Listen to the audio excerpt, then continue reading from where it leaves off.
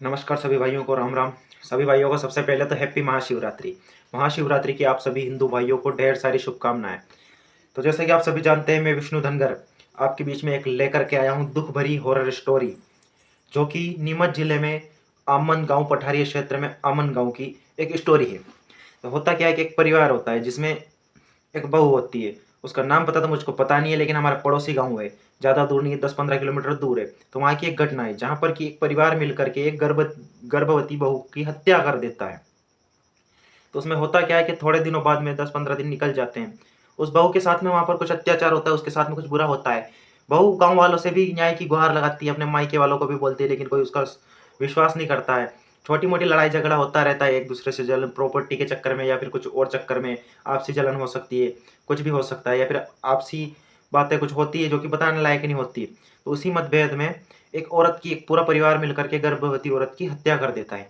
तो उसके बाद में 10 या 15 दिन बीतते हैं और थोड़े दिनों बाद में एक ऐसी अनहोनी घटना घटती है, एक ऐसी अनहोनी होती है जिसमें होता है क्या है कि शमशान घाट से एक चुड़ैल उठ करके आती है।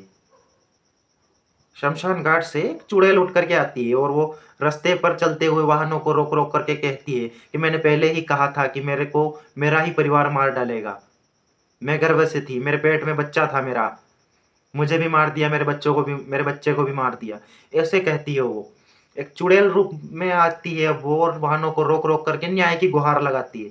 और ये एक सत्य घटना है।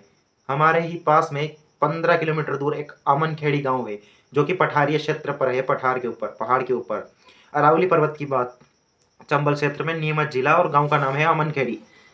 वो न्याय की गुहार लगाती है और लोगों को वाहन रोक रोक कर शमशान से उठ करके आती है और वाहन रोक रोक करके कहती है उनसे कि गांव के लोगों को कि मैंने आपसे पहले ही कहा था, आप सभी ने मेरी बात सुनने नहीं सुनी, मैं मारी गई, मुझे अपनों ने ही मार दिया।